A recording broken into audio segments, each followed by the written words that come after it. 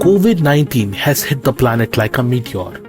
The world is slowly falling in isolation. Social distancing is the new norm. The office cubicle has been reduced to chat windows and team meetings to Zoom calls.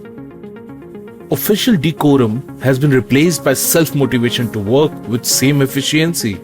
Switching on from home to get work done while fighting internet issues, to absence of infrastructure, to facing difficulty while scheduling a call when everyone is available. The normal work life as we know it has hit a pause. But should your business hit a pause too?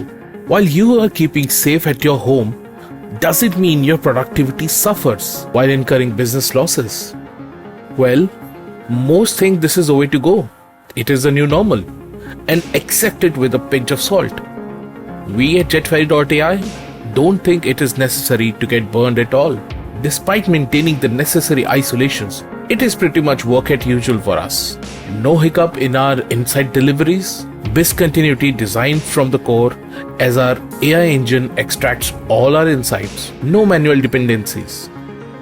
How about in just one day, you could be back to normal with your predictive analytics? Interesting, isn't it? If your predictive analytics is slowing down and is hitting the critical levels already, let's get on a quick call. We can fix it. Talk to us.